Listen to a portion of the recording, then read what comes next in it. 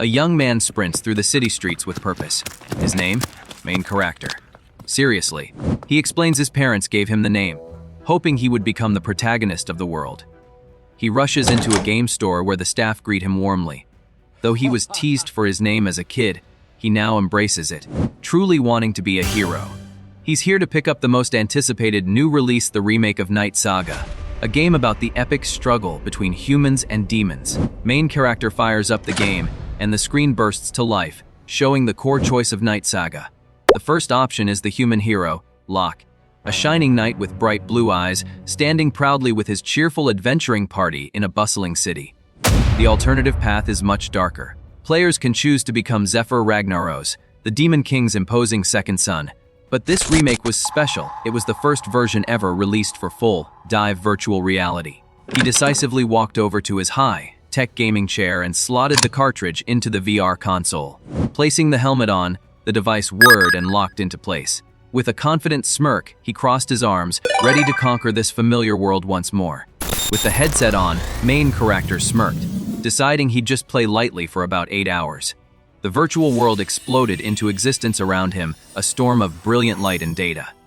When the flash subsided, he found himself looking up at a sunlit ceiling, feeling completely disoriented. He sat up in a plush bed, recognizing this as the game's official starting point. But something was wrong. A quick glance at his hands and the strange point of his ears confirmed his terrible suspicion. This wasn't the character he was supposed to be. He sat on the bed, totally confused about which character he'd become. Suddenly, a massive orc threw back the curtains, yelling at him to get up for his morning schedule. The main character was floored by the realism, commenting on the insane graphics. The orc just looked confused. It dawned on him that he could actually converse with the NPCs, a feature never advertised. Playing it cool, he asked for the orc's name. The creature, Karak, seemed annoyed that he had to be reminded of his own name. Karak the orc yelled for Prince Shuchura, telling him to get a move on. The name hit our guy like a ton of bricks. Shuchura Ignis, the Demon King's 9th child. This was insane? He hadn't even gotten to the character selection screen. Remembering a mechanic, he swiped his hand and a status window materialized. It confirmed his identity, but his stats were pathetic, a flat 5 across the board. But then he saw his skills, Conquest, and main character buff. A wide grin spread across his face as he realized this was no ordinary character. Karak yelled at him to hurry up, so Shuchura nervously peeked outside. He was completely floored by the sight of a massive orc army assembled and ready for a fight. He asked Karak what was going on, commenting that it felt like a war was about to break out. The orc dismissed his concerns, bluntly stating they had to deal with a group called the Red Thunder. Karak then excitedly announced this was Shuchura's first real mission. Our guy froze in panic. Yelling back and demanding to know what happened to the tutorial, Karak lays out the grim situation. The Red Thunder orcs have raised an army, and it's up to Shuchura and his siblings, the 7th prince and 8th princess, to crush their rebellion. Our guy is still trying to process this when he realizes he's only taking 10 soldiers with him. He questions the tiny squad size, but Karak reminds him it's just a reconnaissance mission, something he'd already explained. The orc eyes him suspiciously, asking if he's feeling alright because he's acting super weird today. Thinking like a true gamer, Shuchura pulls up the minimap. He grins, realizing this will make navigating a breeze. But as he keeps it active, he spots a hidden path and wonders if it's a secret event. At the same time, Karak sweats over a physical map, complaining that their current route will take too long. Seizing his chance, Shuchura confidently tells the confused orc to follow him. Claiming he knows a faster way, he leads the squad through the rough terrain, already looking exhausted and maybe regretting his bold move.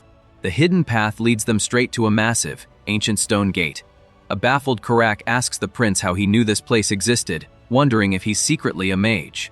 Shuchura, completely out of breath, denies it while silently complaining about his terrible level 1 stamina.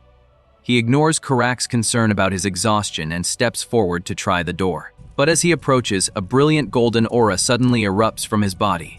Our guy freezes, completely shocked by this unexpected power surge and wondering what is happening to him. A system window suddenly flashes before Shuchura, announcing that his level has increased. He's completely stunned, wondering how he could possibly level up just from walking a bit. Checking his status, he sees that all his stats jumped by 2 points, and he even got bonus skill points. He can't help but think this is totally broken. As his exhaustion vanishes, Karak yells for him to hurry up, but our guy's attention is stolen by another notification. He's just unlocked a skill called Main Character Buff. This changes everything. Shuchura can't stop grinning as he reads the skill description. It's basically plot armor. Even falling off a cliff would just lead him to some lucky encounter. This is the power of a true protagonist. Inside the ancient gate, the squad finds a dark tunnel. Shuchura immediately recognizes the architecture as dwarven work. Karak is confused, saying there are no dwarves in the demon realm, but another orc explains they used to live here long ago. A few steps later, the orcs hit the jackpot. A huge stash of abandoned weapons and treasure. They go wild, grabbing everything in sight. Shuchura tries to equip the awesome new gear, but a system window pops up. He's too weak. His level, strength, and magic are all insufficient. Annoyed, he decides to just stash everything for later. He touches a weapon and thinks store, and just like that, it vanishes into his inventory. Easy peasy. But as he glances at a map he found, his face drops. A ton of red dots suddenly appear right on their position. He screams for everyone to get back, but it's too late. A cursed gem an orc is holding starts to crack. The cursed gem shatters, unleashing a massive blast of dark energy that rips through the orcs. When the dust settles, a new army of red-skinned warriors stands over the fallen. Their leader, Warlord Kachin of the Red Thunder tribe, scoffs at the survivors, revealing he knew they were coming all along. With a single command to take them all down, his tribe charges forward. Karak's orcs are caught completely off guard, getting overwhelmed in a brutal, one-sided ambush. It's an absolute slaughter as the red warriors easily cut them down. Amid the chaos, Shuchura panics, wondering what to do. He spots a weakened red warrior and sees a chance for some easy EXP. Thinking he can land the finishing blow, he lets out a battle cry and charges forward, swinging his sword with everything he's got. But his attack is useless. The blade shatters to pieces against the warrior's tough skin, leaving it completely unfazed. The monster turns, its eyes glowing as it growls menacingly. Absolutely terrified, Shuchura tries to run for his life, but immediately trips and falls flat on his face. The warrior's counterattack slams Shuchura to the ground, his health dropping to a single, critical point. He is completely defenseless. Frozen with pure terror, all he can do is scream as the monster looms over him for the final strike. But in a flash of green, Karak dives in front of him. Sparks fly as the orc leader intercepts the deadly blow. He roars at the stunned prince, telling him to get to safety now. Shuchura can only watch in disbelief as his bodyguard saves his life. Still trembling from the near-death experience, Shuchura tells himself it's just a game. But it feels way too real, and he's too scared to continue. Deciding he's had enough for the day, he pulls up the menu to quit. He scrolls past his character info, frantically looking for the exit. But his blood runs cold when he can't find it. A horrifying realization dawns on the prince as he sits helpless on the battlefield. There is no log out button. He might be trapped here for good. As Shuchura sits there frozen by the horrifying truth, a new enemy emerges from the chaos. A menacing, horned sorcerer gathers pulsing pink energy, a wicked grin spreading across its face. Without warning, it unleashes a massive beam directly at the helpless prince. The blast slams into Shuchura, sending him hurtling backward. He desperately tells himself he can't die here, not like this. But his determination is useless. The attack lands a devastating blow, and a final burst of energy erupts from his chest. The sorcerer's beam slams home, and a blinding light erupts from Shuchura's chest. He can only gasp as his vision starts to fade. On the battlefield, both his bodyguard Karak and the enemy sorcerer stand frozen, panning after the shocking attack. A final, brilliant flash consumes the prince's body entirely. When the light clears, he's simply gone. A system window pops up, coldly confirming his fate. His HP has flatlined at 0. It's game over. Everything goes black. For a moment, Shuchura feels nothing, sees nothing. The game over screen meant the end, right? But then, his senses slowly return. The darkness gives way to a hazy, gray mist that swirls around him. When the fog finally clears, he's standing alone in a vast, empty void. There's no battlefield, no enemies, not even his bodyguard Karak. He looks around in confusion, a cold dread washing over him. This isn't the end. It's somewhere else entirely. Shuchura shivers in the endless darkness, frantically wondering where he is. His mind races back to the battlefield. He's positive an orc was the one who finished him off. The horrifying possibility hits him hard. Is this the afterlife? But before he can completely panic, a brilliant golden light erupts in the void. A new, angelic-looking figure appears from the glow. It tells Shuchura he is a being of destiny and gives him a powerful new command: go forth and conquer. The angelic being reveals his new mission with a powerful command. He must make everyone submit and then rule them all. Shuchura is completely floored, barely managing to question what he's hearing. He just got taken out on the battlefield, and now he's being told to become a conqueror. Before he can process the insane command, a brilliant golden light explodes from the mysterious figure. The entire void is consumed by the flash, and Shuchura is blinded by the overwhelming power pouring down on him. The brilliant light finally subsides, replaced by an overwhelming roar. The peaceful void is gone, and Shuchura finds himself standing above a massive, chaotic battlefield. A brutal war rages below as hordes of green-skinned brutes clash with smaller, red-skinned creatures. The air is filled with the sounds of a desperate, violent free-for-all. Entire armies are tearing each other apart in the rocky valley. It's a terrifying scene of pure carnage, and Shuchura has just been dropped right into the middle of it all. Amid the chaos, the red-skinned creatures halt their rampage, their attention drawn to a new presence.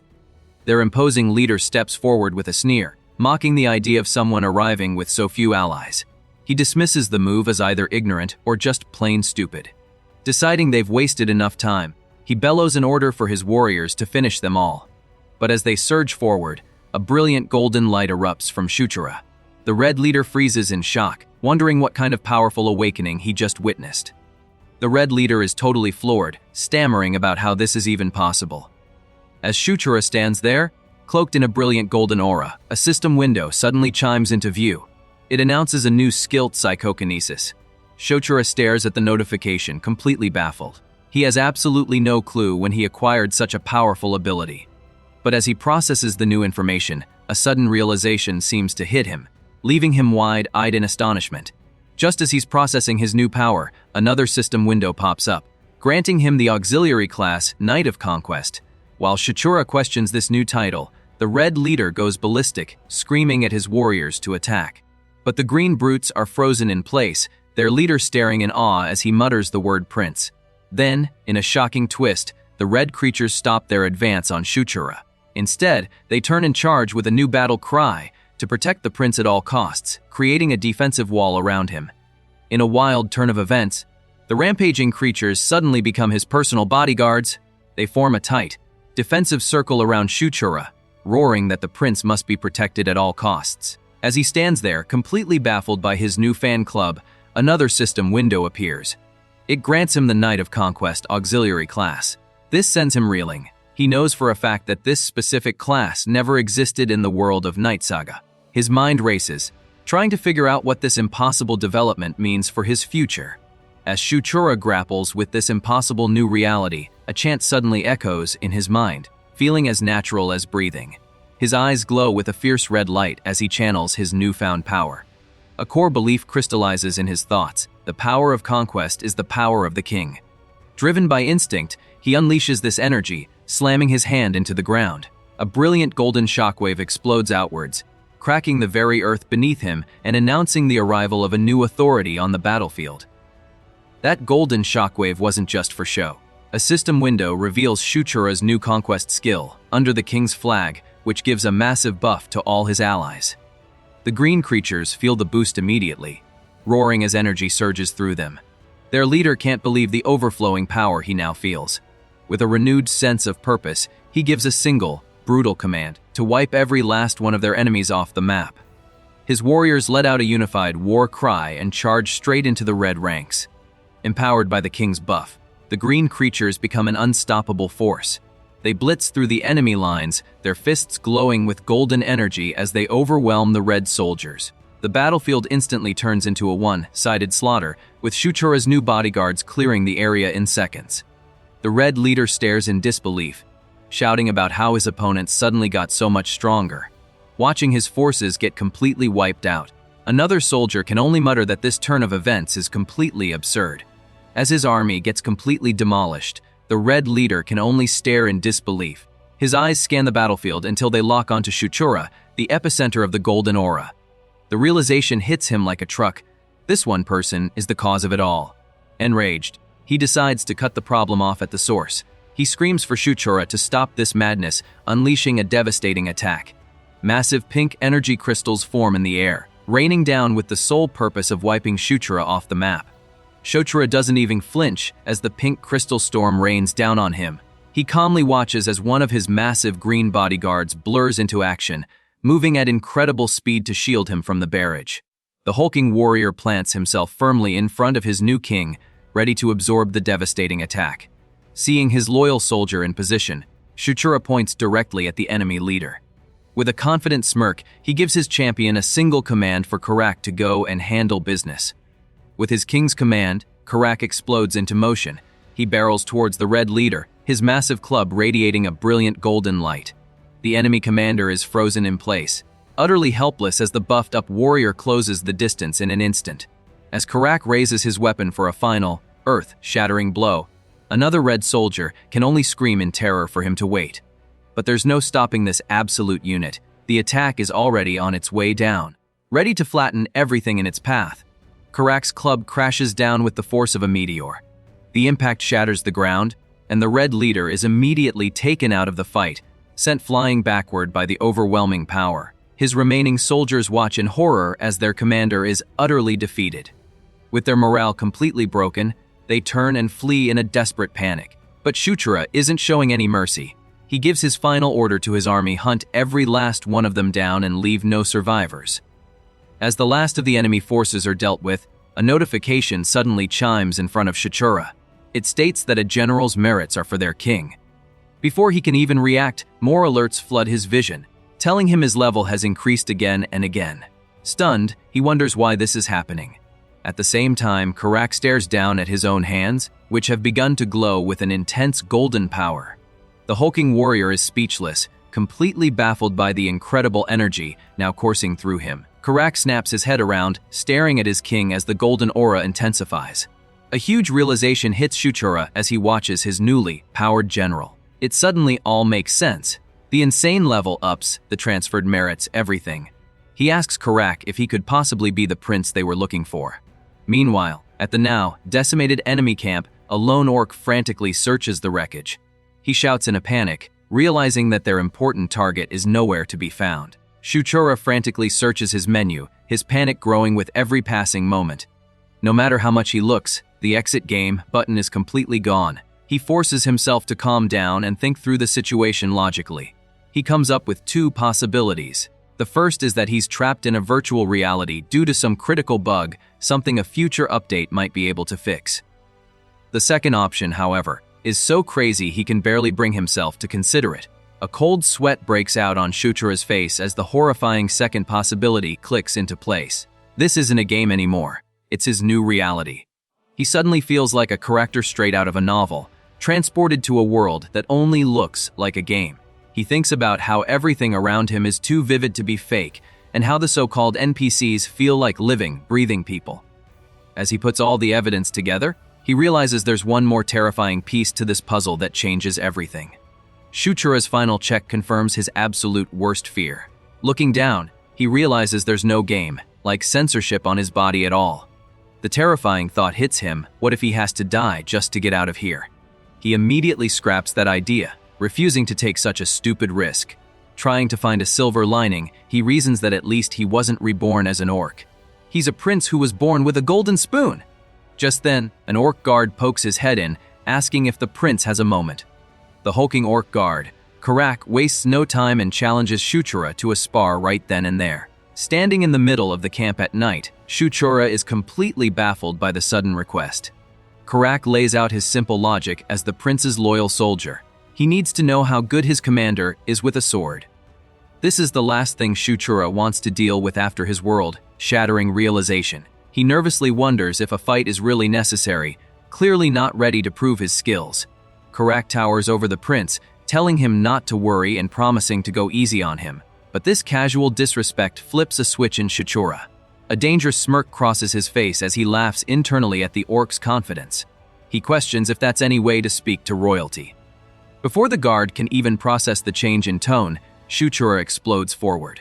He shouts that if they're going to fight, they'll do it for real, lunging at the massive orc with surprising speed and ferocity.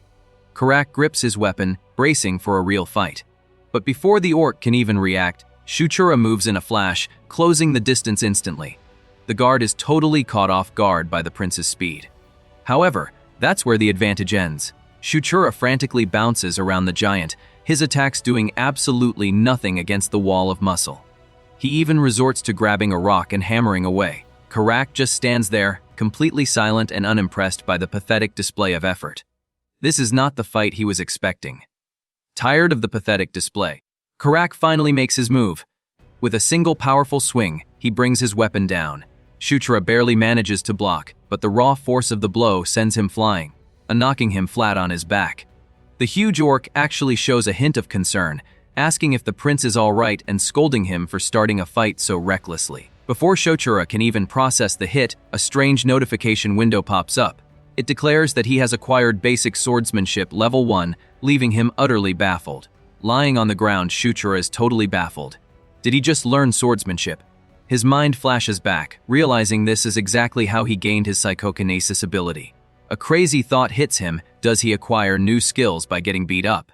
As Karak tries to call it a day, the prince gets back on his feet with a menacing look. He calls the orc a devil and asks who said it was over, leaving Karak completely stumped by the sudden change in attitude.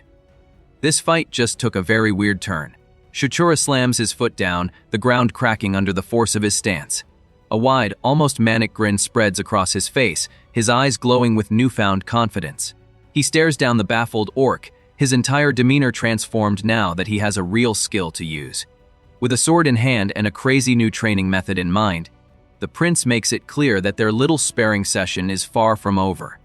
He boldly declares that he's just getting started, ready to turn this beatdown into a power-up. Wasting no time, Shuchura charges forward, putting his new swordsmanship skill on full display. He swings with a speed and precision he didn't have moments ago. Karak brings his own weapon up to block, and their blades meet with a massive clang, sending sparks flying from the impact. The orc is visibly taken aback by the sudden improvement. He can't help but notice that the prince's movements are way better now, instantly turning this one-sided beatdown into a real fight. The game has officially changed. Karak is completely baffled, wondering why the prince didn't fight like this from the start. He can't wrap his head around how someone's skills could improve so drastically in an instant. Shuchura gives him no time to process, dashing forward with a confident smirk. He deflects another of the orc's attacks with ease, the force of his movement cracking the ground. Grinning, the prince taunts Karak, asking if the fight is more manageable for him now. The tables have officially turned, and Shuchura is loving every second of it. With the fight paused for a moment, Shuchura calmly asks Karak about his level. The orc is a bit uncertain but figures he's around level 21. Shuchura smirks at the number. A system window reveals the prince is only a measly level 7, but he's not bothered at all, boasting that he can catch up in no time. Turns out, Shuchura has a huge advantage. Unlike others who need to use a special level measurement magic spell, he can see his stats whenever he wants. The prince is just built different. Shuchura's true advantage is revealed. Not only can he see his stats, but he can also use points to boost them whenever he levels up. Without a second's hesitation, he launches himself back into the fight, leaping at Karak with his blade ready. Their weapons connect with another blinding flash. A confident smirk appears on the prince's face. He corrects his previous thought. It's not just about becoming stronger. With this power, he knows he'll be able to get ahead of everyone else at a ridiculous speed. So, what's the source of Shuchura's insane confidence? It turns out he's got the ultimate cheat sheet for this world, a story called Night Saga. He's living inside the demon realm portion of that tale. The book details how the protagonist, Zephyr, becomes the demon king by defeating his rival brothers. Zephyr's path to claiming the throne is paved with conflict and a whole lot of ambition. Now, our prince holds the playbook to this incredibly dangerous game, and he's ready to write his own chapter. Shuchura knows the single most important event from the story, the terrifying Day of Slaughter. This unavoidable future is set for the year 517. According to the book, this is when the protagonist, Zephyr, takes out all of his brothers to secure his power. Shuchura grimly realizes that all brothers definitely includes him. A quick check of the date reveals it's currently the year 512. He has exactly 5 years to prepare for a day that was written to be his last.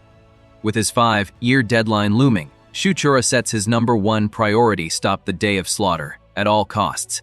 The best-case scenario would be to simply get stronger than Zephyr, but he knows it's not that simple. His strategic planning is cut short when a massive orc guard finds him. The guard says he's been searching for the prince for ages. Shuchura asks if something is wrong, but the guard seems baffled by the question, asking if he forgot about today's meeting. This development clearly wasn't in the book. The guard leads Shuchura to the meeting tent. Inside, two of his royal siblings are already seated.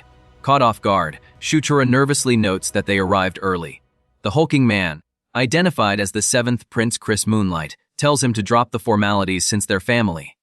However, the 8th Princess, Caitlin Moonlight, quickly counters her brother. She reminds them that this is their very first time meeting in person, so a bit of formal distance is completely understandable. The family reunion is already off to an awkward start. Chris tries to break the ice, telling Shuchura to skip the formal titles and just be casual. Shuchura nervously agrees, but his mind is already cataloging who these siblings are. They are the children of the 4th Queen, the powerful queen of the lycanthrope. He remembers them from the game. They were incredibly tough fighters. However, a darker memory surfaces from the book. These two don't even survive to see the Day of Slaughter.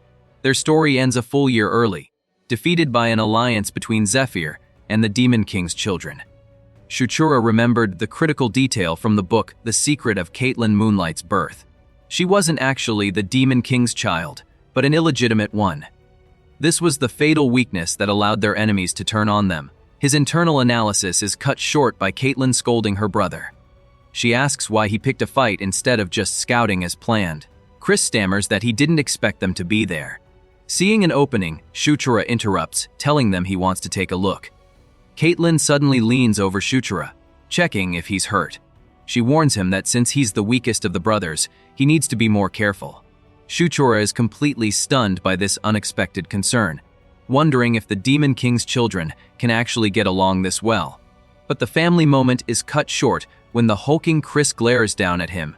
He threatens Shuchura with a serious scolding if he ever does something so dangerous again. All the intimidated prince can do is meekly agree to their demands. Shuchura is totally thrown for a loop. After getting a lecture from his scary siblings, he can't help but wonder if they're actually nice. His strategic mind quickly takes over, remembering a key fact: lycanthropes have massive vitality, which makes them natural aura users. A brilliant idea sparks in his head. If he uses the same method that lets him copy skills, he might be able to learn aura from them. Acting on this idea, he turns to Chris and tells him he has a favor to ask, leaving the big guy completely confused. With a confident grin, Shuchura points right at his brother and makes the weirdest request ever. He asks Chris to just go ahead and hit him with aura. Caitlin and Chris are completely stunned, their jaws practically on the floor. The ridiculous question hangs heavy in the air, leaving them totally speechless as the scene cuts to their camp. Meanwhile, over a desolate, fiery landscape, a soft chuckle echoes. Shuchura is clearly enjoying their utter confusion, his master plan already in motion. The scene cuts to a desolate, war-torn landscape where a brutal battle is in full swing. Powerful strikes send bodies flying as explosions of energy rock the battlefield. In the middle of the chaos, a massive, armored beast of a warrior swings its arm in a devastating arc, wiping out a dozen enemies in a single motion. Watching over the one-sided slaughter is a mysterious hooded figure with a single glowing red eye. His army of goblin-like creatures lets out a ferocious war cry, ready to finish the job. The armored titan goes berserk, unleashing a brutal attack. A goblin lets out a final scream as the force of the blow sends it flying across the battlefield. Another heavy strike connects, and a second enemy is instantly taken out of the fight. Through it all, the mysterious leader watches silently, his red eye flaring with cold intensity. One of the goblin soldiers is completely paralyzed by fear, only managing a pathetic shriek as he watches his comrades fall one by one before this overwhelming power. In the thick of the fight, the warrior Karaha is struck by a blinding flash of red energy.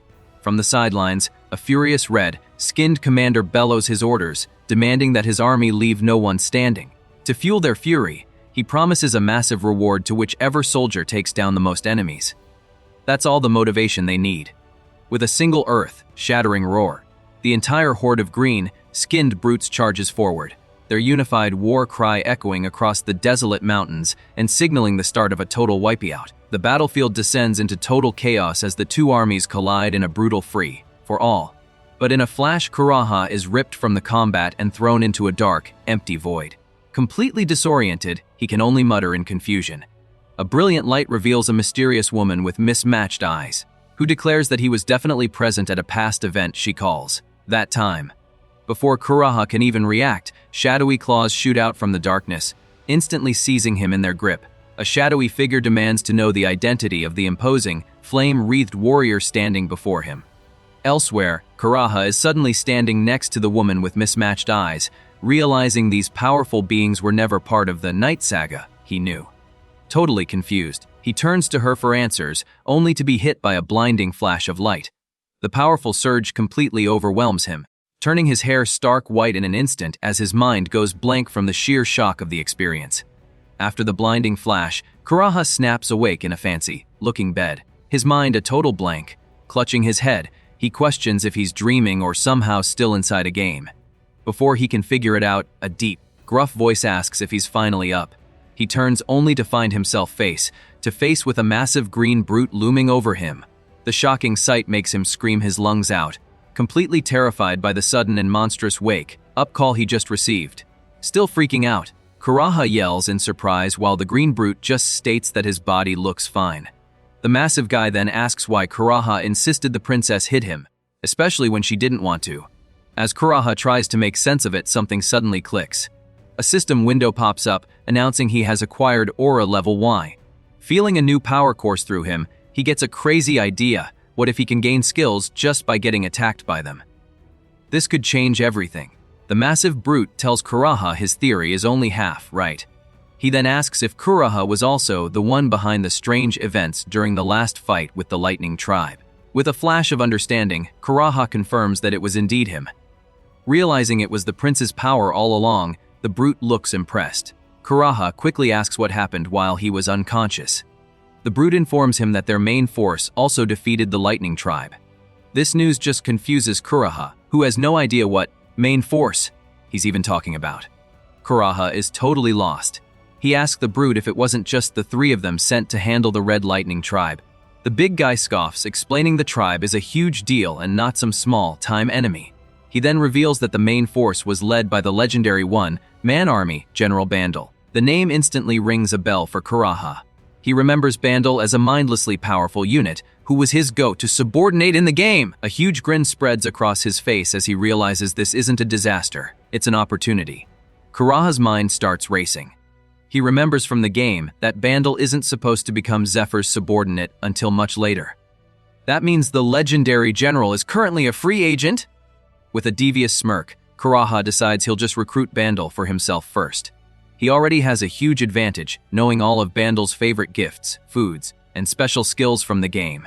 But there's one final, crucial condition to win him over. Kuraha must defeat the legendary warrior in a one-on-one duel. With all his insider game knowledge, Kuraha realizes he has a golden opportunity. He can recruit the legendary General Bandel for himself long before the game's original hero ever gets the chance.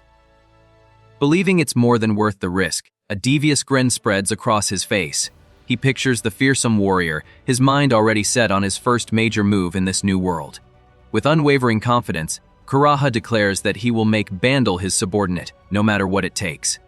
Back at Catral's camp, Kuraha shows off his latest achievement.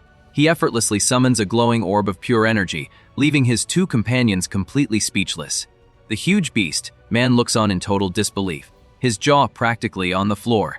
He shouts, demanding to know how Kuraha could have possibly mastered the basics of aura emission in just a single day. But Kuraha just holds his confident smirk, knowing full well he's operating on a whole different level from everyone else. Kuraha confidently explains his incredible feat. He boasts that after pouring all his points into aura, this level of control is the bare minimum. It wasn't a random choice. He knew aura boosts all physical abilities, making it way more useful than something like psychokinesis. The beast man is still trying to process the unbelievable display, wondering if Kuraha's Gandharva heritage is the reason for his rapid growth. Suddenly getting an idea, he asks if Kuraha can use his new power to create a map of the tunnels, catching the prodigy completely off guard. Caught off guard, Kuraha explains that while he doesn't have a physical map, he has a perfect minimap in his head. All he needs is some paper and a pen to draw it out. A moment later, the beast man stares at the finished product in absolute awe. The hand-drawn chart is way more detailed than their official one.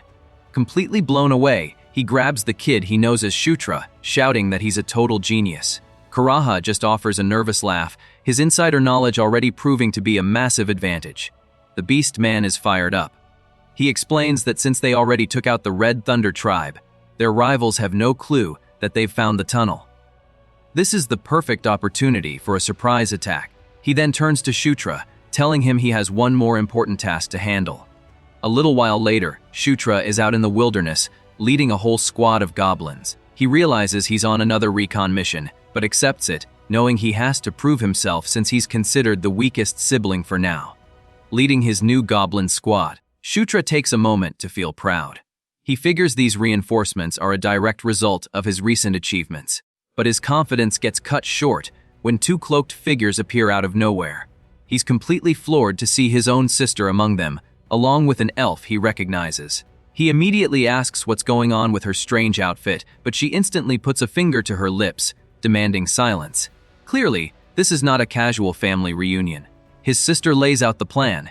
She's going to follow him in secret, just in case things go south on the mission. But she makes one thing crystal clear.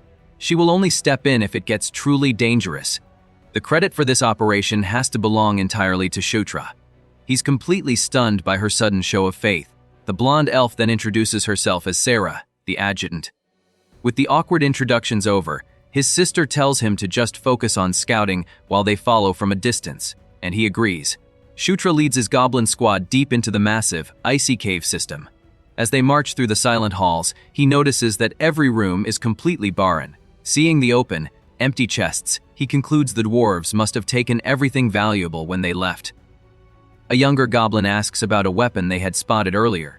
The squad's leader dismisses the question, claiming it obviously wasn't worth anything if it was left behind. Shutra finds the explanation a little odd but decides to go along with it for now. As the squad ventures deeper into the frozen tunnels, the goblin leader alerts Shutra that something is coming their way. Shutra calmly confirms he hears it too. A quick check of his system map reveals the truth. A massive swarm of red dots is closing in on their location fast. Realizing this has to be the target, he knows it's time to get serious. Without wasting a moment, he calls up his inventory, preparing to face whatever is lurking in the darkness ahead. Luckily, Shutra saw this coming and prepared a special trick. He pulls out a flash magic item, a small bottle filled with a glowing liquid. He turns to the goblin leader and gives a simple, urgent command on his signal. Everyone is to close their eyes. The goblin has no idea what's going on. Before he can even question the order, the source of the noise reveals itself. From the deep darkness of the cave ahead, a terrifying swarm of glowing red eyes stares back at them, ready to pounce. The creatures pouring out of the darkness are rock spiders, monsters known for swarming their victims and hitting them with a paralyzing venom. But Shutra is one step ahead. With a final, urgent shout, he commands his squad to close their eyes immediately. Without hesitation, he launches the small glowing bottle straight into the charging horde. The glass container shatters on the cavern floor, unleashing a brilliant, blinding flash of light that completely engulfs the tunnel, silencing the monstrous chittering with its raw, overwhelming power. The moment the bottle shatters, the tunnel is engulfed in a blinding explosion of light. The rock spiders are caught completely off guard, letting out piercing shrieks as their eyes are seared by the sudden brightness. It's a perfect trap. Shutra knew that as creatures of darkness, the spiders would be paralyzed by the intense flash. With the entire swarm now frozen and helpless, he wastes no time. Seizing the golden opportunity, he commands his squad to charge forward and attack the stunned monsters. With a ferocious roar, the goblin squad follows their orders and charges headfirst into the stunned rock spiders. The creatures are completely helpless, unable to move or defend themselves. It's a completely one-sided fight. The goblins swarm the paralyzed monsters, their weapons striking true and taking down the arachnids with brutal efficiency. Shutra watches from a safe distance, his flawless strategy unfolding just as he planned. A look at his map confirms their success. This entire corridor has been cleared of the threat. But the battle isn't over yet. Shutra consults his map, his expression deadly serious. He knew rock spiders always hunt in packs, which means one thing: there's a boss nearby. A huge, glowing red dot on the map confirms his theory. This was just the warm-up. He shouts for his strongest goblin, Karak ordering him to follow. With the rest of the squad handling the cleanup, Shotra and his right-hand man charge ahead. It's time to take down the leader and end this threat for good. As they charge deeper into the cavern, the true boss finally reveals itself. Towering over them is a colossal rock spider, a grotesque monster with dozens of eyes and fangs the size of daggers. The beast lets out a horrifying screech, lunging forward to attack. But Karak doesn't even flinch, showing exactly why he's Shotra's number one. The goblin lets out a defiant roar of his own. He plants his feet firmly between his master and the monster, ready to face the creature's rage head-on. Karak unleashes a mighty blow, bringing his axe crashing down on the colossal spider's head with everything he's got. But the attack doesn't land. Instead, the weapon grinds uselessly against the monster's hide. The goblin stares in disbelief, wondering why its shell is so impossibly hard. Watching from a safe distance, Shotra knows exactly what's wrong. He remembers this specific spider has an incredibly tough exterior. He realizes with dawning concern that Karak's axe simply isn't strong enough to pierce that rock-solid armor. Shotra suddenly realizes the monster's weakness is fire, but it's a useless piece of information. He can't use fire magic yet. While he's stuck, the enraged rock spider lets out a furious growl. Its dozens of eyes glare at Karak, who is still reeling from his failed attack. With incredible speed, the beast lunges forward and unleashes a barrage of powerful swipes. The goblin is caught completely off guard, taking the full force of the attack and getting slammed backward across the cavern floor. Watching his loyal goblin get thrashed, Shotra shouts that the spider's weakness is fire. But Karak is completely stumped, yelling back about where he's supposed to get flames from. Just then, an urgent voice rings out, ordering Shotra to raise his sword. Without thinking, he lifts his blade, and it immediately erupts in a torrent of brilliant golden fire. Shotra stares at his own hands in utter shock, completely stunned that he's somehow using magic for the very first time. The mysterious voice comes from a hooded woman who Shotra instantly recognizes as his sister. As she channels a powerful golden light, she asks if this is enough to help him. But there's no time for a reunion. The enraged spider brings a massive leg crashing down on the boy. Instead of flinching, Shotra grips his flaming sword, his shock turning into pure determination. His red eyes blaze with focus as he braces himself to meet the colossal attack head-on. The colossal spider leg smashes down with enough force to shatter the ground. But Shotra doesn't even back down. With a determined roar, he swings his flaming sword upwards, meeting the monster's brutal attack head-on.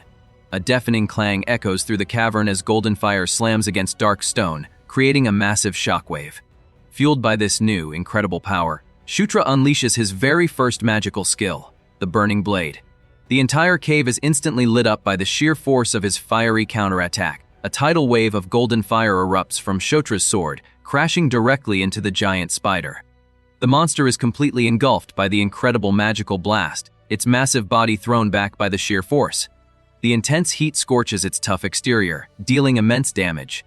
With his red eyes gleaming, Shotra holds his ground, watching his very first spell connect with devastating power. He's no longer shocked, just filled with fierce determination as he wields this incredible new ability. The golden flames finally die down, leaving the monstrous spider completely defeated. Shotra stands victorious, still feeling the rush from his first real battle. Suddenly, a brilliant golden light envelops him as a system notification chimes. A window appears right in front of him, announcing that he has officially leveled up. He eagerly checks his new status screen. Seeing he's already reached level 9, a confident smile spreads across his face. This new power feels incredible. His elf companion asks about the sudden flash of light, but Shotra plays it cool. He claims it was just a blessing and nothing to worry about. The hooded figure is clearly suspicious, though, and asks how he handled the monster so skillfully. Thinking fast, Shotra lies and says he just read about it in a book. Before she can question him further, their orc companion spots something huge. Deep in the cavern, a massive, ornate door stands waiting, promising a new challenge for the group. The team pushes through the doors into a vast new chamber. Before them, a strange device glows with an ethereal blue light, surrounded by complex patterns on the floor. Shotra instantly realizes it's a portal. His orc companion asks if he knows what it is, but Shotra plays it cool, saying he just has a guess. He secretly recalls this rare dwarven technology from his past life as the hero. Knowing it requires a magic infusion to work, he confidently steps up to the glowing orb, ready to activate it himself. Shutra confidently announces that the glowing device is a portal, surprising his elf companion. The hooded figure agrees, noting the style is a dead giveaway. She asks if he knows its destination, suggesting there's probably an inscription nearby. As if on cue, their orc friend spots a plaque on the wall covered in strange letters. Shutra recognizes it's not from the demon realm, but rather ancient dwarven script. When asked if he can read it, he quickly denies it, insisting there's no way he would know such a rare language. Sarah admits she's just as clueless about the dwarven script, but as Shutra stares at the strange letters, something clicks. The text suddenly becomes clear in his mind, and a system window confirms he's just acquired the language skill. Realizing he can learn languages just by looking at them, he drops the act. With a confident smirk, he confirms that he can read it. His companions are completely stunned, demanding to know when and how he learned such an ancient and rare language. He just keeps getting more mysterious. After his shocking reveal, Shutra explains that the inscription says the device just needs a magic infusion to work. He turns to his sister, asking her to handle it, but she questions why he can't do it himself. Making a goofy face, Shutra claims he's still too clumsy and can't use magic at all. With a sigh of resignation, she agrees. As she places her hand on the orb, a blinding blue light erupts and a massive, shimmering holographic figure appears in the center of the room, leaving the entire team speechless. The giant hologram reveals a detailed map of the Zishuka Mountains. Shutra explains that the map shows their current position as well as a second portal's location. The team immediately gets excited when their orc friend realizes the portal leads right behind the Red Thunder tribe's main army. This gives them a massive strategic advantage to strike from the rear. Later at camp, the burly swordsman grabs Shutra in a crushing hug, yelling that he's a walking good luck charm. A flustered Shutra can barely get a word out. Riding high on their recent victory, the team's captain offers Shutra a massive reward, promising to grant any wish within his power. He insists on it, acting like a proud older brother. A bit flustered, Shutra cautiously asks if a slightly unreasonable request is all right. The captain is all ears, excited to hear what our boy has in mind. Taking his chance, Shutra asks to be taught the legendary Beast God Fist. The captain is absolutely floored by the request, especially when Shutra explains his level is too low to use weapons anyway. The captain is completely floored. He explains that the Beast God Fist is a legendary S-rank martial art, a secret passed down only through the lycanthrope royal family. Seeing his hesitation, Shutra starts to backpedal, saying it's totally fine if he refuses. After a tense silence, the captain suddenly agrees to teach him. Shutra can't believe his ears, but there's a catch. The captain clarifies he can't teach the secret techniques. Instead, he makes a much better offer. He'll teach Shutra how to use aura, leaving our boy absolutely speechless. The captain notices Shutra's dead silence and playfully asks if he hates the offer. This snaps our boy out of his shock, and he frantically insists that he absolutely loves it. The captain's tone then becomes serious. He doesn't just want a student, he asks if he can consider Shutra another little brother from now on. Our boy is completely floored by the offer to become family. Realizing this is a massive opportunity, he looks up with a determined smile and agrees. They shake hands, officially sealing their new brotherly bond. The captain isn't alone. He introduces his sister, Caitlin Moonlight, who smiles warmly. With his new family backing him, Shutra agrees they should all try working well together. As soon as he says it, a notification window pops up, making it official. An alliance has been formed between Shutra and the Moonlight siblings. The scene then cuts away to a vast, fortified camp in the mountains. This is the Red Thunder tribe's garrison, a sprawling base filled with imposing orc warriors, signaling our boy's next big challenge.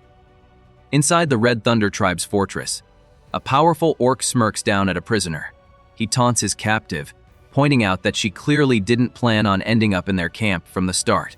Addressing her sarcastically as princess, he wonders aloud what could have possibly brought her there.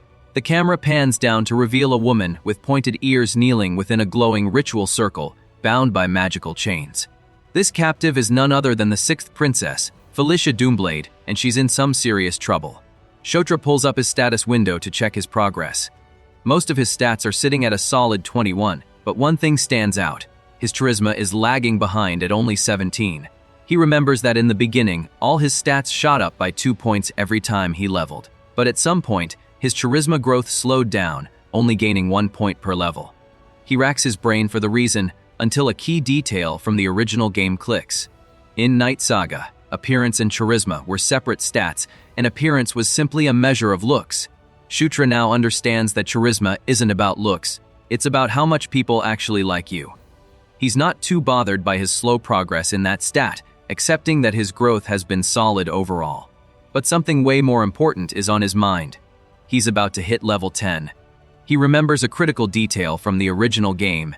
When the main characters reached this milestone, their unique skills, like Descendant of Darkness, would level up automatically.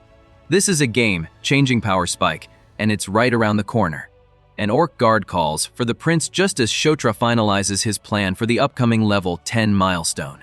With a confident smirk, Shotra announces that he's ready to head out. As they walk, a senior orc notices his good mood and asks if something great happened. Shutra plays it cool, denying anything special, though his expression says otherwise. They step out of the tent to face a massive crowd of orcs, all gathered and waiting. Whatever's about to happen, it's going to be huge. Shutra steps out and is met with the sight of an entire orc army, armed and ready for battle. They're all waiting for him. But instead of feeling nervous, a confident grin spreads across his face. He gives the order, telling them it's time to go. The massive legion marches out, their heavy footsteps kicking up dust as they move with purpose. Their destination is a dark, imposing cave carved into the side of a mountain, the perfect place for Shutra to finally hit his next major power spike. The march to the cave is relentless. Vicious monsters ambush them from the wilderness, but Shutra's orc army is an unstoppable force, smashing through any resistance without breaking their stride. They soon arrive at their destination, a dark, imposing cave carved into the mountain. Shutra, flanked by his strongest allies, steps confidently into the entrance. He's assembled his core party, and together they descend into the dungeon, ready to kickstart his epic power-up. The real challenge is about to begin. Inside the ancient structure, Shutra and his team find a massive portal. He immediately asks his mages if their investigation is finished. One of the wolf-like spellcasters confirms that, just as Shutra predicted, the portal leads directly to the Jeshuka Mountains. Shutra presses, wanting to know if it's functioning properly. The mage assures him it's sturdy dwarven craftsmanship with no issues. With a confident smirk, Shutra gives the command to move. The two mages activate the device, and the gateway roars to life with a brilliant blue glow. The gateway hums with power before the bright light settles, revealing a rocky mountain pass on the other side. Shutra and his companions stare into the portal, ready for the next phase of his plan. He can hardly believe he's seeing an actual gate from the game with his own eyes. The sight is way more intense than just playing on a screen, and it's clear this is where the real adventure begins. With his eyes wide, he takes in the incredible sight, ready to step through and claim his next power-up. As his companions watch, one of the female mages snaps at Shutra, telling him to hurry up. Shaken from his awe, he quickly agrees and steps into the shimmering blue gateway. They emerge on the other side, the air heavy on the red, rocky terrain of the Jeshuka Mountains. But Shutra immediately freezes, his eyes widening in total shock. What he sees is so unexpected it leaves him speechless. A heavy feeling hangs in the air as the group realizes their grand entrance has gone horribly wrong. From a high cliff, the group surveys their target, a sprawling military garrison, just as anticipated. A confident lion-like warrior grins, stating that everything is going according to plan. He estimates there are at least 5,000 enemy soldiers camped out below. Since they have the advantage of attacking from the rear, he declares their top priority is sabotage. The strategy is simple. General Vandal will create a massive diversion with a frontal attack, while their infiltration unit slips in from behind to burn the enemy's entire food supply. But just as the lion warrior finishes his confident speech, one of his companions points out that something feels very wrong. Peering down at the garrison, he notes that the camp is practically empty, a far cry from the 5,000 soldiers they expected. The warrior starts to worry, wondering if the main force already started the attack without them. Suddenly, a deep rumbling sound echoes from the mountains. Shutra and the others turn towards the noise as a companion confirms their fears. It sounds like a massive battle is already raging somewhere else. The lion warrior tells Shutra to focus his aura into his eyes. Though confused, Shutra complies and his vision sharpens, revealing the distant chaos. He's stunned as he watches white-haired warriors locked in a fierce struggle against an army of red-skinned fighters. A female companion recognizes one side as the Lightning Tribe but is baffled by the other. She confirms that this isn't General Vandal's army and, More importantly, that no battle was scheduled for today at all. The entire situation just got a whole lot worse. Shutra narrows his eyes, realizing the fighting units are far too small for a full-scale war. His enhanced vision zooms in on the brutal conflict below. The white-haired warriors move with deadly grace, clashing fiercely against the horde of red-skinned brutes. One elven woman unleashes a powerful strike, sending her opponent flying back into the dirt. Watching from the cliff, the blonde companion's jaw drops as a shocking realization hits him. He asks in disbelief if they're looking at dark elves, leaving the entire group stunned by the revelation. The bombshell drops, and the female companion asks if he's serious. Dark elves. The blonde warrior is certain, pointing out their small builds and the fact they're riding Dracos. Before Shutra can even ask what a Draco is, the situation flips. The blonde warrior yells that the elves are retreating. Down on the battlefield, the entire force pulls back with insane speed, making him wonder if their commander was just taken out. The fight is over in a blink, leaving the whole group completely baffled by what they just witnessed. The white-haired companion is still reeling, wondering why on earth dark elves would show up here. The scene cuts to a command room where the group reports to a superior. A massive, red-skinned commander appears on a holographic projector, confirming he heard they found the dwarves' portal. Impressed, he singles out Prince Chris, asking how he knew the portal would be in that exact location. It seems the prince has some secrets of his own, and now this commander knows it too.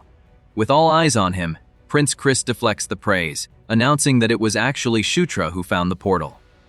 A flustered Shutra just says he got lucky. The massive commander, General Vandal, accepts this and promises a reward from the Demon King. He then switches topics, asking about a small skirmish that happened near the Lightning Tribe's camp. Chris explains it was probably the Dark Elves who jumped into the fight on their own. Vandal is left wondering why on earth the Dark Elves would attack the Lightning Tribe. Prince Chris is still confused, asking if the Dark Elves weren't reinforcements sent from the Demon King's castle. General Vandal explains that they were just supposed to scout the area, but their plans got seriously twisted. He then cuts to the chase, announcing a major problem. The general drops a bombshell: the captain of the independent Dark Elf unit was captured by the Red Thunder tribe. Suddenly, it all makes sense to Chris. He realizes that's why the elves were fighting so recklessly with such a small force. It was a desperate rescue mission. Shutra cautiously asks the question on everyone's mind: who exactly is the captain of the captured Dark Elf unit? General Vandal smirks through the hologram, telling them it's someone they know all too well. He then drops the name: the sixth princess, Felicia Doomblade. A vision of a powerful elf warrior with flowing white hair and a crackling purple aura flashes before them. But the real shocker comes next. Vandal looks straight at Prince Chris and reveals that this captured princess is his very own sister, leaving everyone completely stunned. In the game, Felicia and her brother were loyal members of a rival faction, sworn to the powerful fourth princess, Anastasia Necrian. This rescue mission just got a whole lot more complicated. Shutra's mind races. In the game, Felicia and her brother were loyal to a rival princess, making them clear enemies. He immediately distrusts her motives for being here. He silently questions if she's just trying to steal the glory for this mission. Prince Chris then asks the big question: does the Red Thunder tribe even realize they've captured royalty? Over the hologram, General Vandal gives a grim update. He admits that he hasn't been able to confirm that critical piece of information, leaving everyone in a tense state of uncertainty. Shutra cuts to the chase, asking Prince Chris about his plan. Chris's answer is simple and firm: he will save his sister. When asked about negotiations, the prince lays out his strategy. He'll talk if the enemy makes the first move, but he has absolutely no intention of giving in first. General Vandal promises to gather more intel before the hologram vanishes with a sharp crackle. Now, the path forward is clear, and the team is ready to move. Elsewhere, the news of the capture reaches Felicia's twin brother, Prince Sylvan. He processes the information with a grim smirk, sarcastically noting that his great elder sister has become a prisoner. A blue-haired elf beside him immediately insists they have to save her, but Sylvan is hesitant. He warns that it won't be easy, pointing out that they could get hurt in the attempt. Outraged by his cowardice, she grabs his arm and declares that she is going to save Felicia, because that's what sisters do. Her passionate outburst leaves Sylvan completely speechless. Despite the elf's passionate speech, Prince Sylvan is still visibly nervous. He tries to argue back, admitting he understands her feelings, but his hesitation is obvious. Shutra, witnessing this entire exchange, is left completely confused by the strange family drama unfolding before him. Meanwhile, deep inside the enemy camp, the wolf, like warriors of the Red Thunder tribe, are getting ready. One of them confidently states that their plan is simple, hinting that they are more than prepared for an attack. The stage is set for a major clash. Prince Chris wastes no time laying out the strategy. First, General Vandal will act as bait, drawing the main force of the Scarlet Lightning tribe into a fight. While the enemy is distracted, Chris's team will launch a surprise attack on their encampment from the rear. Chris himself plans to charge into the center and cause as much chaos as possible, giving Caitlin and Shutra the opening they need. Shutra asks if their mission is to rescue their sister. Chris confirms it. They will burn the enemy's food and armory, and then get Felicia out. Prince Chris adds a serious condition to the plan. If things get too dangerous, they will retreat immediately. He states coldly that he won't let more people fall just to save Felicia. This infuriates Caitlin, who yells at her brother. She tells him to be quiet, reminding him that she is a unit commander, too. Caitlin can't believe he would talk about their family that way, but Chris insists they can't let Felicia's reckless behavior ruin everything. Shutra watches the fight, completely baffled by the family drama unfolding before the mission even starts. Still reeling from the intense family drama, Shutra can only wonder what happened between the royal siblings to cause such a rift. But there's no more time for questions. Elsewhere, under a dark, star-filled sky, the enemy finally makes its move. A monstrous commander stomps his foot down and bellows the order to advance. In an instant, a massive horde of wolf, men and beastly warriors charges forward with a thunderous roar. Their red eyes glow with aggression as they flood the battlefield, ready to crush anything in their path. The plan is in motion. General Vandal, a mountain of a man with fierce tusks, bellows the order to eliminate the Scarlet Lightning tribe.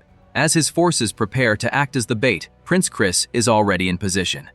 From a high cliff, he gazes down at the enemy's sprawling encampment. Hundreds of tents and patrol routes are laid out before him. Chris's sharp blue eyes scan the entire area, picking out every weakness. His expression is cold and focused. The surprise attack is about to begin. From his perch, Chris gives the signal. Instantly, massive explosions erupt within the enemy's main camp, vaporizing tents and defenses in a brilliant flash. The surprise attack sends the horde into total confusion as warriors are tossed into the air by the shockwaves. Absolutely livid, the monstrous commander roars with rage, bellowing an order to eliminate them all. His eyes glow a menacing red as he leads the furious counter-charge, determined to crush the attackers with his own hands. Back at Shutra's camp, his warriors watch the distant explosions lighting up the sky. An eager orc asks if it's time to join the fight, but Shutra calmly holds him back, insisting they must wait for the proper signal. Meanwhile, the battlefield has descended into pure chaos. General Vandal's forces slam head-on into the enraged enemy horde. Green-skinned and red-skinned warriors collide in a brutal clash of steel and brute force. The two armies are locked in a furious stalemate, with neither side willing to give an inch. General Vandal's grim expression shows he knows what comes next. With the enemy fully engaged, he bellows the signal for his troops to retreat. As his army pulls back, the enraged horde falls for the bait and gives chase, charging directly into the trap. High above, Prince Chris watches the plan unfold perfectly. This is the moment Shutra has been waiting for.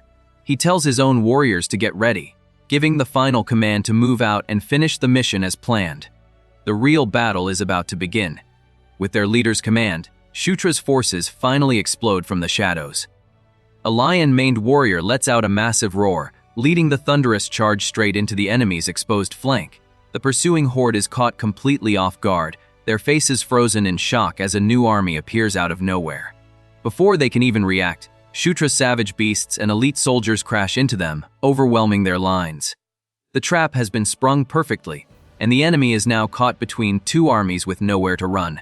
As the battle rages, the purple-haired warrior yells for Shutra to be careful. He sprints beside her, telling her to do the same.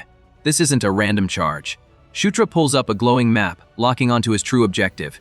He barks new orders, telling his unit to go left and push straight for the food storage. The sudden, focused attack catches the enemy off guard. A furious orc commander spots the strike team and bellows at his warriors to take them all down immediately. The orc commander's bodyguards immediately intercept the strike team. A massive, red-skinned warrior unleashes a ferocious roar, smashing through the front line, and sending one of Shutra's soldiers reeling with a single punch. The orc leader watches with grim focus, surprised by the speed of their assault. Ignoring the chaos, Shutra zips past the defenders, his sword glowing with power as he aims a decisive strike at the commander. At the last second, the Red Guardian throws himself in front of his boss, taking the full force of the attack to protect him. A system window appears, confirming Shutra has learned a new dagger-throwing skill. His massive ally is stunned, asking the prince when he ever learned to do that. Shutra just smirks, brushing off the question and telling him to hurry. He secretly thinks about how he acquired the skill after just one practice throw the night before. As they sprint deeper into the enemy camp, his companion spots their objective. He points to the food storage depot ahead and asks if they should just light the whole thing on fire. Just as they're ready to torch the depot, Shutra suddenly stops. He urgently asks about Felicia, realizing that if she's trapped inside, she'll be caught in the massive blaze they're about to create. He insists they have to find her first. His confused ally asks how they could possibly locate her in this chaos. Shutra simply tells him to wait, swiping his hand to summon a glowing tactical map. He knows the system registers Felicia as a neutral NPC, meaning she'll be marked in a distinct color, making her easy to find. Shutra's eyes lock onto a specific tent. He immediately shouts for Karak to follow him, and the big guy sprints to catch up. Without hesitation, Shutra bursts through the tent flaps and rushes inside. He frantically looks around, confirming this is the location from the map, but wondering where Felicia could be. Just as panic starts to set in, a familiar voice calls out his name in surprise from the back of the tent. He's found her. Shutra's relief is short-lived. He finds Felicia, but the scene is way worse than he imagined. She's kneeling in the middle of a glowing red magic circle, bound at the waist by an energy chain. This is the sixth princess, Felicia Doomblade, his half-sister. Looking up in total shock, she asks how in the world he found his way here. Shutra can only stare, realizing she's not just a captive. She's the centerpiece of some kind of dangerous ritual. Shutra cuts off her questions, telling her to save the explanations and stay still. He gets right to work, grabbing the glowing energy chain binding her waist.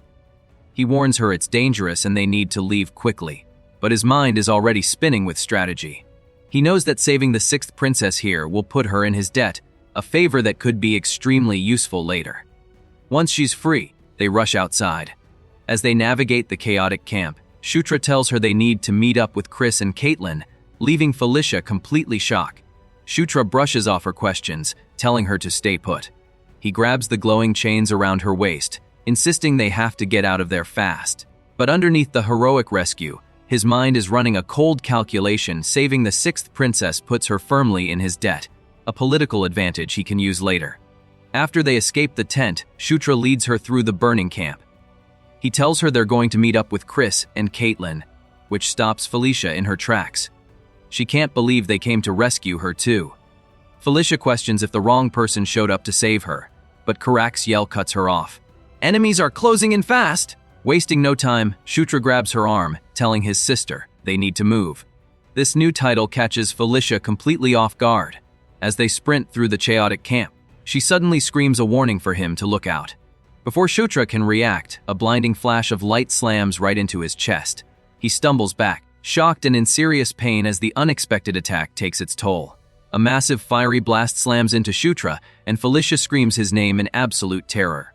A brutish enemy stands before them, sure he's finished the job. But Shutra doesn't even flinch.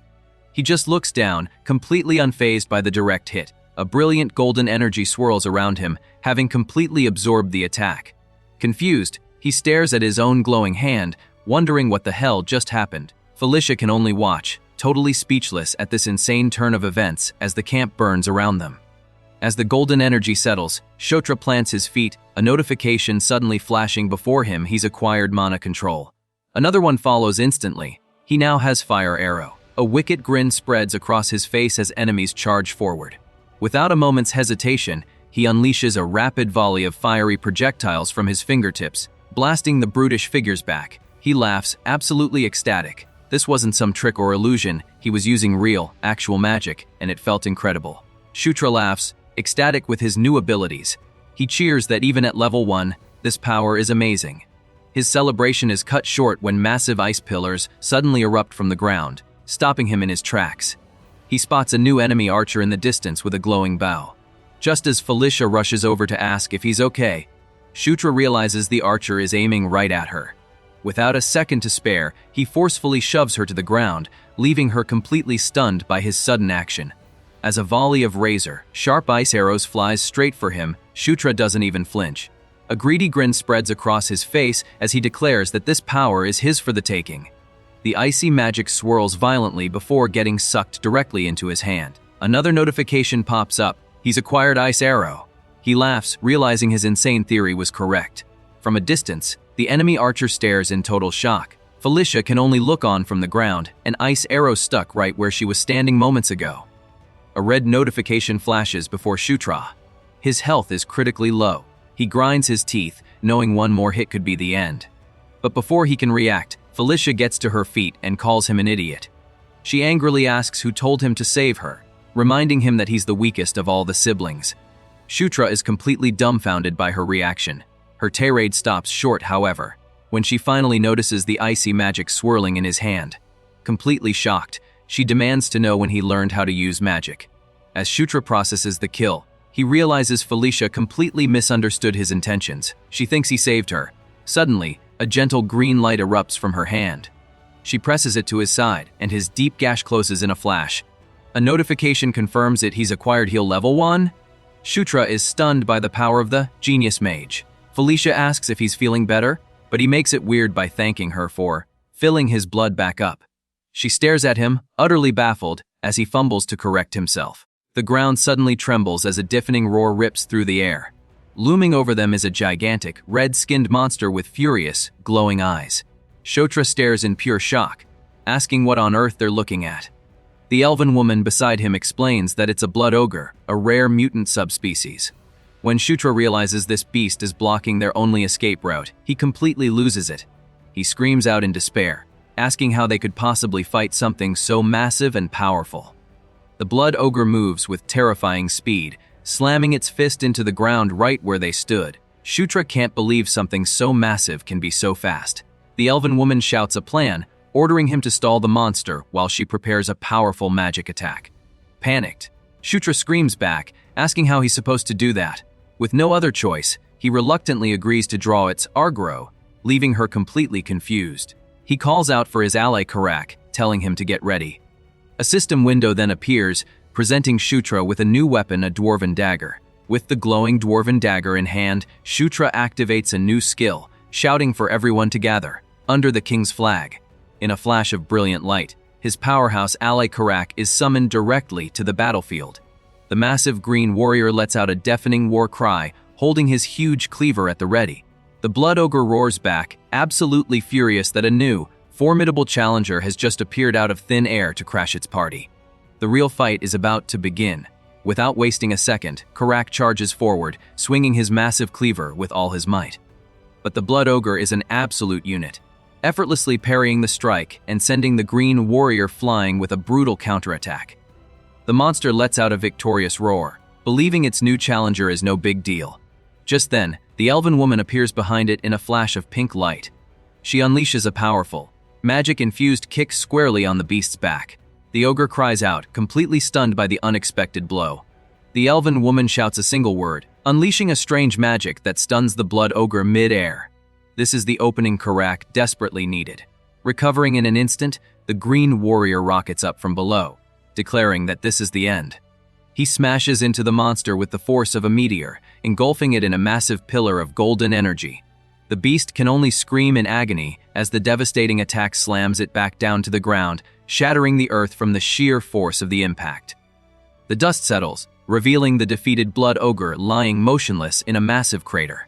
Shutra can hardly believe it, laughing as he realizes they've finally won. He declares that their most troublesome enemy is officially down for the count. But just as he's celebrating, a brilliant golden light suddenly surrounds him. System notifications pop up. He's finally hit level 10. His main character buff has also leveled up, granting him a brand new passive skill. A confident smirk spreads across his face as he feels his newfound power. With a cocky grin, Shutra decides it's time to open his gift box. His new passive skill is Blessing of the Battlefield, and it's an absolute game changer. The system explains that ranged attacks targeting him will now be less accurate. Shutra instantly gets it. It's like classic plot armor, where the hero somehow dodges 100 attacks. He realizes he can now create that lucky main character effect on demand. Just as he's enjoying this thought, a massive horde of red-skinned monsters lets out a furious roar and charges straight for him. The elf woman, Felicia, screams at Shutra, snapping him out of his power, up haze as the enemies charge. Realizing he's not moving, she takes matters into her own hands, calling on the wind to swirl and rage. A massive vortex of power erupts from her, blasting the entire monster horde back. Shutra watches in awe, realizing it's not just magic. She's summoning a spirit. He understands now, even as a corrupted dark elf, Felicia is a natural-born spirit summoner, and her power is on a completely different level. Shutra watches, completely floored by the insane display of power. Felicia floats high in the sky, surrounded by the raging vortex of wind she summoned. As he takes in the sheer scale of her spirit's attack, an amused grin spreads across his face.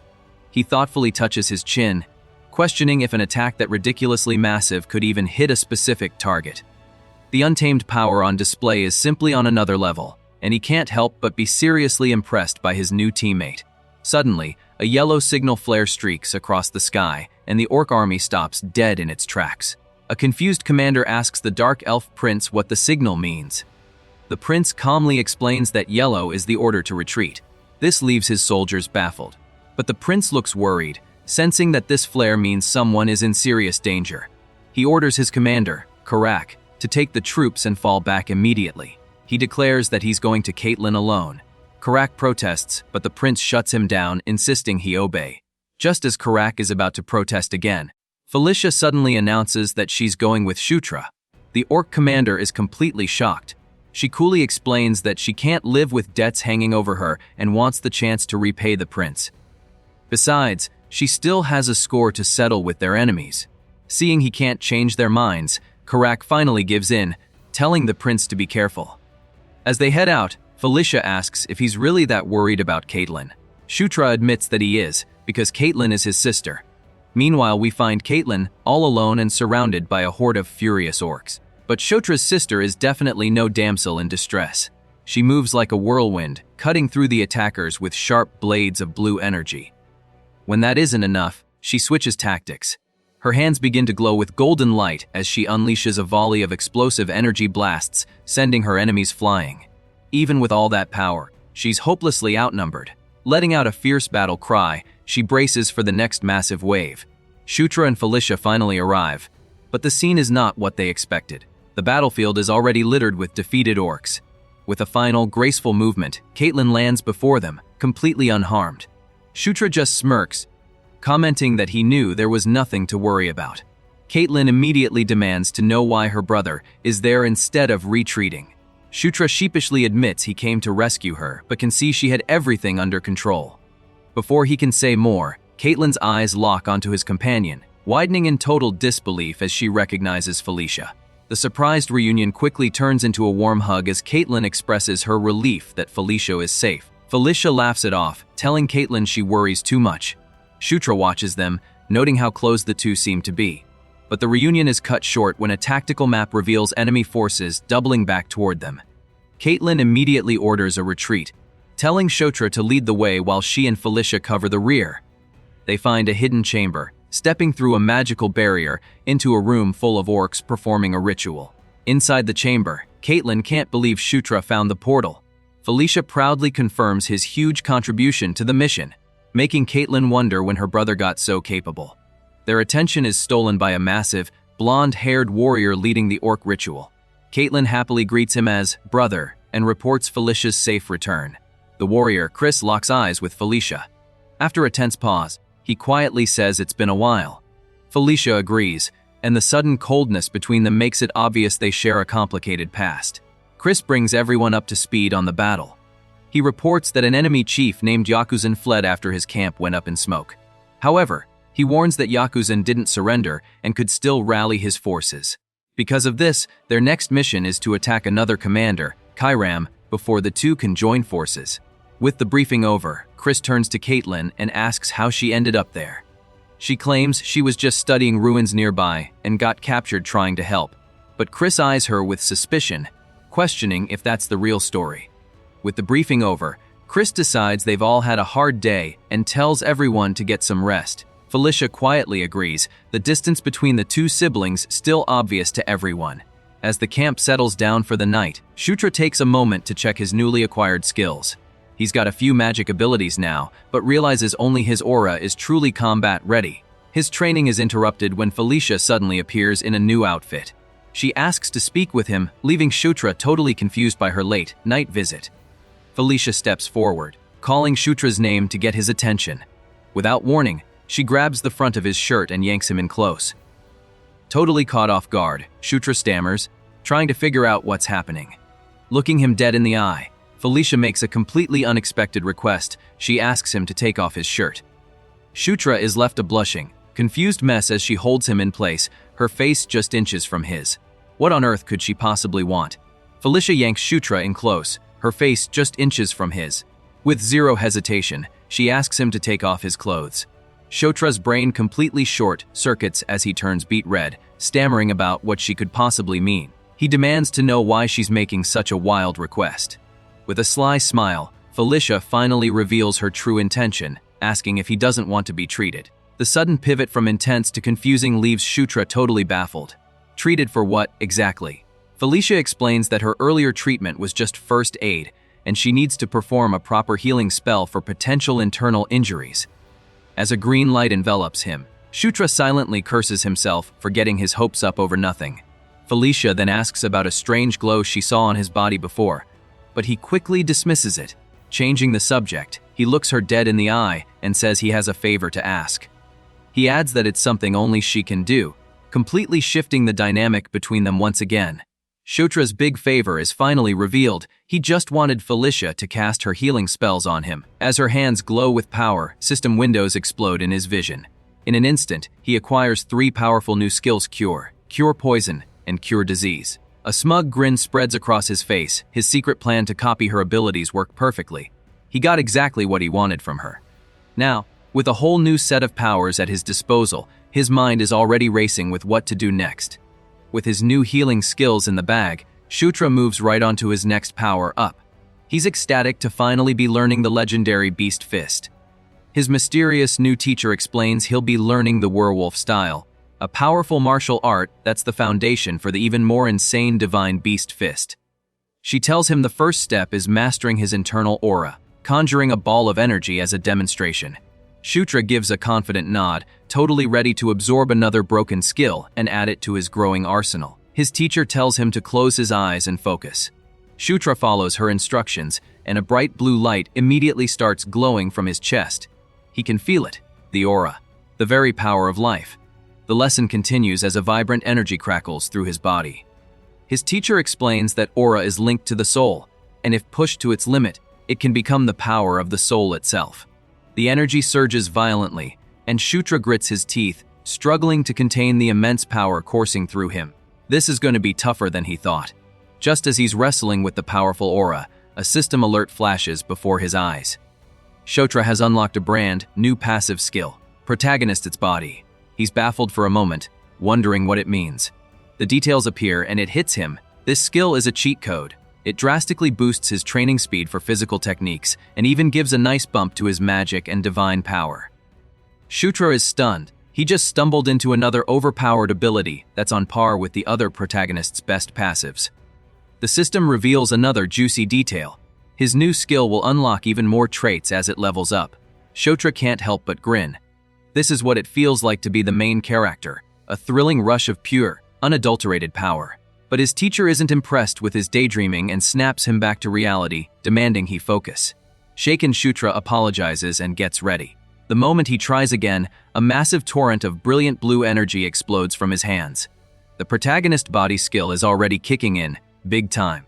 Just as he's getting the hang of it, another system alert pops up. Shutra has acquired Beast Fist. His teacher is stunned by how quickly he's picking up the moves. Shutra stares at his own hands, which are now swirling with intense energy. It feels like he's holding a weapon. Before they can continue, a guard rushes in, shouting about a huge problem. He reports that Karam's forces have completely vanished without a trace. The training session is cut short as this shocking news sinks in. In a war room, the mood is heavy as commanders stare at a map. The hulking leader is furious, realizing their enemy, Kairam, has completely figured out their strategy. One of his officers asks what they're going to do now. According to new intel from General Vandal, Kairam plans to meet up with another force at a specific location. The strategist confirms the info is solid. A new plan is formed on the spot. With a determined grin, the leader announces they're making a decisive move. They will join forces with General Vandal. The new plan is simple: total war. At the main camp, the hulking leader declares they're going all out against the Red Thunder tribe alongside the main army. He then greets the newly arrived Prince Chris and General Vandal. After a quick hello, the leader asks about Vandal's companions, but Shutra cuts right through the awkward small talk, demanding to know where his subordinates are.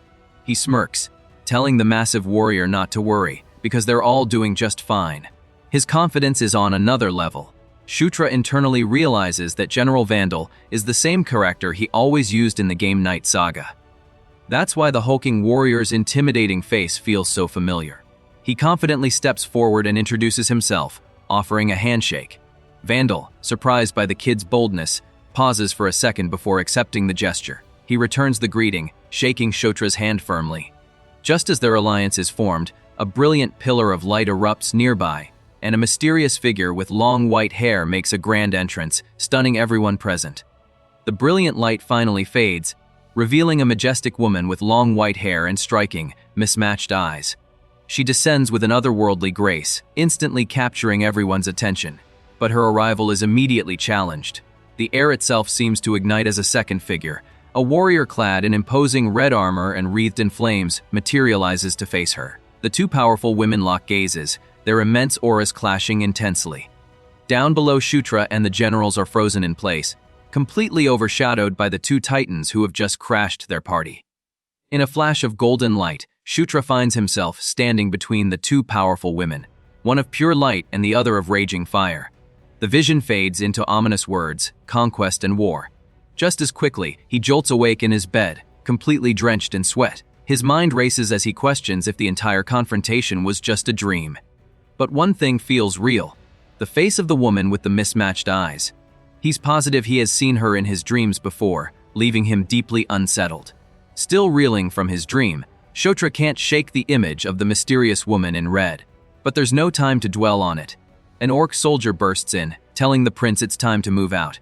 Shutra quickly agrees and steps into the bustling war camp. As he walks, he reviews the battle plan. He has been assigned to the left flank. The mighty Vandal will command the center, with Chris and Caitlin holding the right flank. Meanwhile, the highly mobile Dark Elves will act as a separate, fast-moving detachment from the rear. The advance begins, and time blurs into a chaotic frenzy of marching feet and battle cries. Before Shutra can even process what's happening, he snaps back to his senses on the front line. A nervous grin plasters his face as he takes in the scene. He's standing in the middle of a massive battlefield, completely swallowed by a roaring ocean of thousands of enemy soldiers. Our boy is way in over his head, a tiny island of panic in a sea of snarling brutes all ready for a fight. Across the field, a massive red orc commander bellows for his soldiers to get ready. He declares that they're going to show their enemies a whole new world of hurt. With a final, booming roar, he orders all forces to advance. The ground trembles as the enemy horde surges forward in a terrifying wave of muscle and steel. Their war cries shake the very air. As the two armies are about to collide, a shadowy figure watches the chaos from afar, letting out a deep, sinister laugh. The shadowy figure scoffs, calling the charging orcs foolish. In the next instant, explosions rock the battlefield, sending enemy soldiers flying through the air. The confident red commander stares in shock, demanding to know what's going on. From the earth rises a monstrous swamp mammoth, its red eyes glowing with rage. The commander's face turns pale with terror as he recognizes the legendary beast. His army is getting completely wrecked before the real fight has even started, and pure chaos now rules the field. Massive explosions continue to rip through the enemy's front lines, sending orcs flying and shattering their formation before it even gets started. Shutra stands frozen amidst the chaos, a cold sweat breaking out as the terrible truth hits him. He realizes with dawning horror that they've been completely played. Their enemies knew everything from the start. As this sinks in, the mammoth's shaking roars echo across the field. The beast tears through the panicked horde, turning their grand charge into a scene of pure, one-sided destruction. This beast isn't just a mammoth, it's a swamp mammoth, a genuine monster whose sheer scale is on another level entirely. Suddenly, its massive jaw creaks open, revealing Shutra standing right inside, his face pale with shock. But the nightmare is just getting started. The ground erupts as an army of powerful lizardman warriors claws its way to the surface, ready for a fight. The charging orcs are frozen in terror, their grand assault completely shattered as this new, terrifying force emerges to wipe them out. The lizardman army explodes onto the field, immediately clashing with the terrified orcs. In the chaos, a hulking lizardman warrior spots Shutra and lunges forward with a furious roar. Before the monster can strike, an orc commander intercepts it, sending the creature flying with a brutal tackle. He screams at the stunned Shutra to snap out of it, warning that one wrong move will get them all wiped out. The harsh reality of the situation finally sinks in for Shutra. This is a real battle, not a game. The orc commander grits his teeth, realizing their enemies were just toying with them. As chaos erupts, his sister screams at him, insisting they must retreat and wait for another chance. She warns that one wrong move could lead to their complete annihilation. Seeing his soldiers falling, the commander makes the tough call. He roars for his forces to listen. The mages are ordered to form a defensive line and buy time, while everyone else must retreat immediately. He screams at his warriors that they must survive and return, no matter what. Back at the orc camp, the mood is grim as mages desperately tend to the wounded. Inside the command tent, the leaders regroup. The commander blames himself, admitting he was way too complacent. But his comrade cuts him off, stating they have only two options now: pull everyone back or beg the Demon King's castle for reinforcements. Unwilling to sacrifice more troops for personal glory, the commander agrees. But just as he's about to make the call, the white-haired elf interrupts, declaring she has another idea. Her original mission was to explore ancient ruins right here. Shutra recalls that while Felicia is a brilliant mage, her true skills are in research and exploration, not fighting. Seizing the moment, Felicia spreads out a map and reveals her plan. For a long time, she's been studying a 500-year-old ruin hidden in these very mountains, the lair of an ancient earth dragon named Enkidu. She explains the dragon hired local dwarves to create weapons to protect its treasures. The commander perks up at this. Felicia reveals the ultimate prize at an artifact called the Thunder Birthing Anvil, a weapon capable of unleashing army-level magic. Felicia slams her hands down on the table with conviction, silencing any lingering doubts. She declares that if they truly want to win, finding this artifact is their only option. Her gaze is intense as she points to the diagram laid out before them. It reveals a detailed map of the dragon's lair, with dwarven statues guarding a central chamber. In the very middle sits their ultimate goal, the legendary Thunder Birthing Anvil. This is no longer just an exploration mission.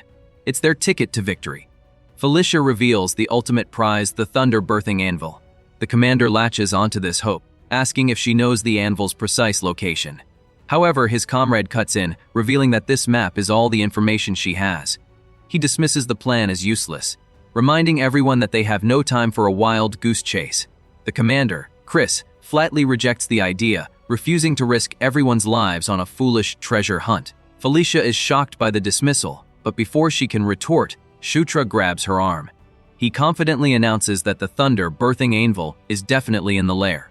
Shutra reveals his secret knowledge. He saw the anvil in his past life as the hero Locke and found related texts while studying Dwarven script. More than anything, he declares that he trusts Felicia completely. His unwavering support leaves her speechless, turning the argument on its head. But Chris isn't convinced. He tells Shutra this isn't about trust, it's about wasting precious time on a wild goose chase. Realizing he needs to go all in, Shutra points to the map and reveals that another tribe's legends also mention this exact location. He volunteers to find the ruins entrance himself, promising to take full responsibility for failure. His passionate plea works. Moments later, Felicia summons glowing phantom steeds, and the entire team takes to the sky, charging toward their new destination at full speed. As the team soars through the sky on their phantom steeds, Shutra reflects on his success. He's convinced everyone, but now faces a new challenge. His companion nervously tells him to hold on tight, but Shutra isn't worried. He's an expert at riding these.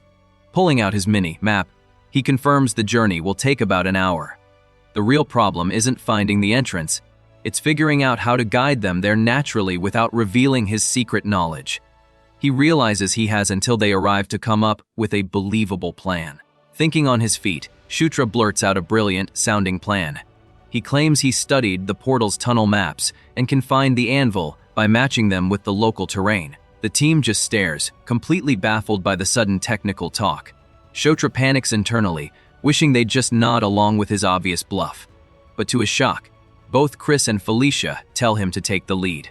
Stunned that his completely made-up excuse actually worked, a flustered Shutra points forward and tells everyone to follow his lead. The team's high-speed journey ends abruptly at a massive, dead-end cliff. Chris is immediately annoyed, griping that Shutra led them on a wild goose chase. He confronts the young prince, demanding to know if this is a joke. But Shutra just grins, cheekily asking whoever said they were looking for an entrance. He then turns to Caitlin and asks if she thinks she can break through the rock wall. Shocked, she can only point at herself in disbelief as Shutra tells her he's counting on her to do something big. Caitlin reluctantly agrees to try, but Chris is still completely lost, asking if the anvil is really inside the cliff. With a straight face, Shutra claims his calculations show this is a shortcut to avoid the dungeon guardians. That's the last straw for Chris, who explodes at Shutra, calling him an idiot for thinking Caitlin can punch through rock like a siege weapon. But Caitlin just smirks. Powerful blue energy begins swirling around her hands as she declares that for ruin explorers, destruction is just part of the job. With a smirk, Caitlin unleashes her full power. A massive wave of blue energy erupts from her hands, slamming into the solid rock cliff with devastating force. The entire wall shatters and crumbles away, revealing a hidden passage that was concealed inside. The team stares in complete shock at the insane display of destructive power. As the dust settles, Felicia can only stammer in disbelief.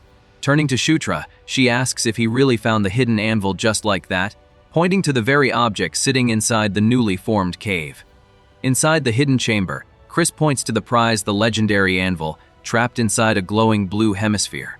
Shutra confirms this is the final safety device, warning everyone not to just smash it open, as that might damage the artifact. He insists there must be a mechanism to unlock it. Caitlin's sharp eyes scan the room, noticing that of the 9 statues present, only 3 are holding weapons. Felicia guesses they need to arm the others, but Shutra clarifies it's more specific. The weapons are dwarven-made, so they need to find more just like them. Felicia panics, asking where they're supposed to find 6 specific dwarven swords on such short notice. But Shutra, cool as ever, reveals he just so happens to have 6 on him, stunning the entire group. It turns out he found the weapons earlier in a tunnel, but couldn't use them because his level was too low, so he just stashed them away. After some back and forth with Karak, they place the heavy swords into the hands of the empty statues. The moment the last one clicks into place, the stone figure's eyes flare with a brilliant blue light. A powerful surge of blue energy flows from the statues, connecting with the protective hemisphere around the anvil.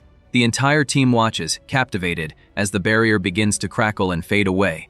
One of them yells out in shock, announcing that the hemisphere is opening right before their eyes. As the light completely disappears, the legendary artifact is finally revealed. Staring in awe at the now unprotected prize, Shutra can barely believe they've done it, identifying it as the legendary Thunder, birthing anvil. Their quest is one step closer to completion.